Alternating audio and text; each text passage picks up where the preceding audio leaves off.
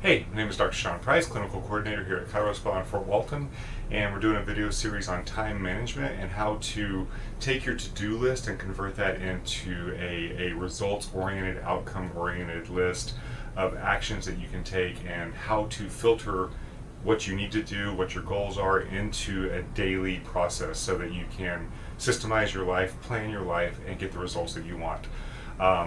This is going to be geared towards people who are trying to recover health. It's going to be geared towards people who may be trying to lose weight or recover from a chronic issue or something like that. But it can be applied to anything in life. I use it in my life for my personal goals and personal ambitions. I use it in my life for my business ambitions, for the businesses that my wife and I run together, for our family, everything that we do. So, and I'm going to teach you this process, and we're going to break it down specifically geared towards health, but you can use this towards every area of your life. So there are a couple of key factors that you need to keep in mind. Number one, if you want a lot of detail on this, I've used a combination. I built this system around what I do personally. And we talked about this in the first video, so you can modify it as you need to fit your lifestyle. This is a art, it's not a science. But if you like a lot of the foundational background behind what we're doing, you can go on YouTube and watch Anthony Robbins' video on RPM, and I think the name of the video is How Millionaires Plan Their Day. It's great information. It's geared towards business on his video, but it's great information towards health and so on. So a couple key factors to keep in mind before we do this. Now, number one, I hope you already have your pen and paper out and you're keeping notes on this. A couple key factors. Number one, you want to use exciting language. You really want to focus on the language that you use. I've learned this in my life. You've probably had experiences where you know this about your life as well.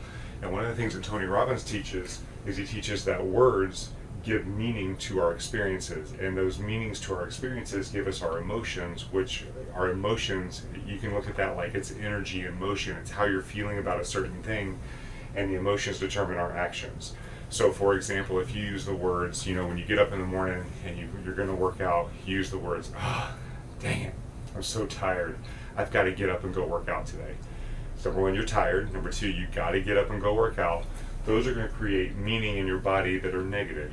You're tired and you got to push yourself to do this thing that's ridiculous and it's just a pain in the butt. It's going to put you in the emotion of being negative, and a bunch of the times you're going to come out and you're not going to carry out the action. You're not going to work out.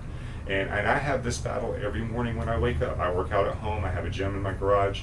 Every morning when I wake up, if I'm tired, if I've got other things that need to be done, I will have that same emotion. It's like, I just don't want to do this today. So one of the things that you can play with yourself, and one of these things that you can do to really get you back in a positive focus, and this has really helped me a lot, is you look at your getting up and you're exercising as I get to work out. I get to celebrate the function and health of my body. So I get up in the morning and it's like I have this fatigue and I'm like, I don't want to work out today. I'm like, yes I do.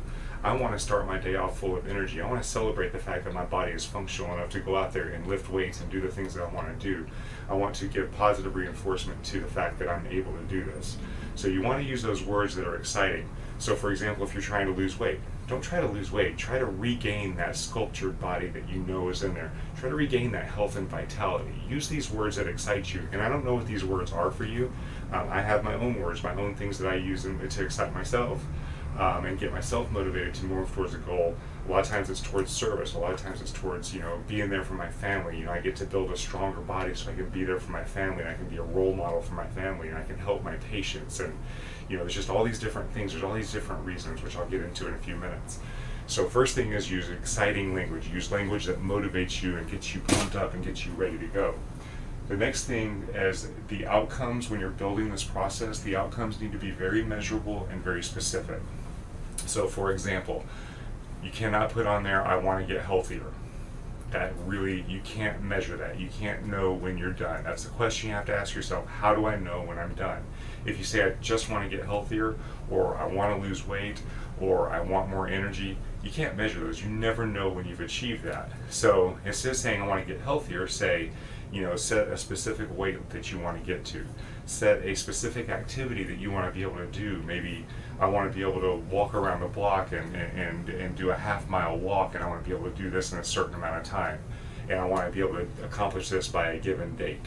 So you need a very specific goal that is measurable so that you'll know when you've completed it, and you want to set a specific date. Okay? And this gives you reason, this gives you motivation, this gives you a deadline so that you know that you're working towards something. So that's very, very important when you're setting these outcomes that we're going to be talking about. They must be measurable, must be specific, and you want a specific date. The next thing is you want to use chunking in your day-to-day activity and the way that you think about things. Now, a great example of chunking is, let's say you're sitting at home, it's 6 o'clock, you're looking around, and you're like, you know what, everybody's getting hungry. The 3 kids are calling down, Mom, Dad, I'm hungry. You're hungry, your husband's hungry, your wife's hungry, everybody's hungry. And you're like, man, I just don't feel like cooking. So I'm gonna run out and get some fast food real quick. So you go, you get some food, you come back, and you guys all eat. Next thing you know, that was 6 o'clock, next thing you know, it's 7:30, 7:45, everybody just finished up food, and you go on with your day. So in your mind, you said to yourself, I'm just gonna go grab some food and come back and eat, okay?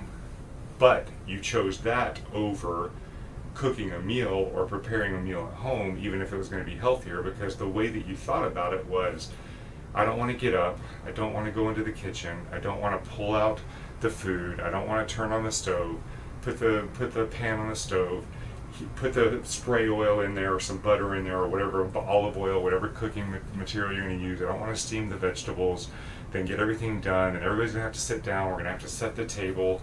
Then after we get done eating, we're going to have to take all the food and dishes and we're going to have to go in and put them away, wash the dishes, stick them in the dishwasher, and so on and so forth.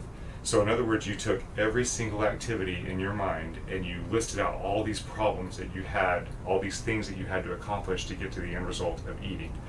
If you had done that at home, chances are very likely, come 7:30, you'd have been done about the same time, you'd have been full, everybody would have been satiated, the dishes would be in the dishwasher, and you would have had a healthy meal. So the point on this is the way that you look at things, the way that you chunk the activities to have things happen affect your outcomes. Instead of saying, you know, I'm just going to run to the fast food restaurant and get some food, you have to say to yourself, oh, I got to get up, I got to put my shoes on, I've got to grab my keys, I got to find my purse, make sure I have some money, get in the car, I've got to drive 20 minutes to the fast food restaurant, sit in line, wait for the order to come back, get everything, get it all situated in the car, drive back home, call everybody down, hand out. You can go through the same thing and realize that there are just as many steps and just as much time involved in the fast food dinner as there were in the quick preparation of a meal at home. So chunking is very efficient, and this matters in everything. If there are things that you enjoy, you look at it like, hey, I'm going to go do blank. Versus if there are things you don't enjoy, you look at it step by step and why you don't enjoy it. So as you go through this process and as you take these goals and you start to orient them down into day-by-day activities, the power of chunking is going to be a huge deal for you. So keep that in mind. You have to focus on your why. The why for most people needs to be bigger than them personally.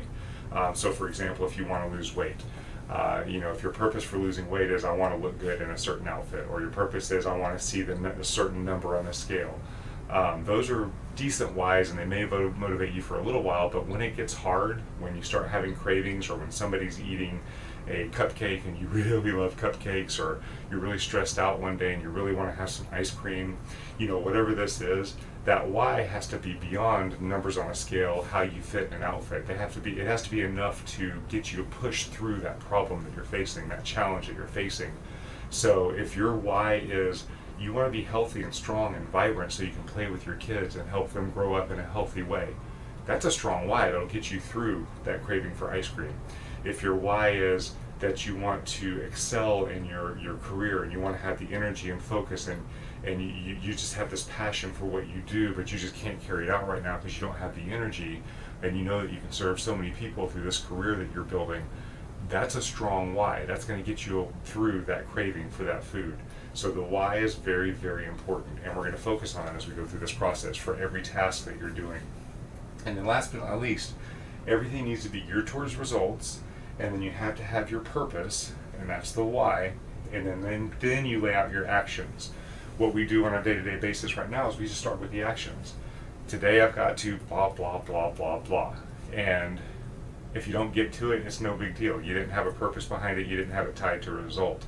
But we're going to go from the opposite aspect. We're going to have our result, we're going to put the purpose behind what that result is, then we're going to design the actions so that those actions and those boulders that we put on our schedule, we know if this makes it onto our schedule, this has to be done today because it's tied to a greater purpose. Okay, hope that makes sense, and just keep notes on this because you're going to refer back to this as we go through the other videos. All right, keep an eye out for the next video, and I'll see you soon.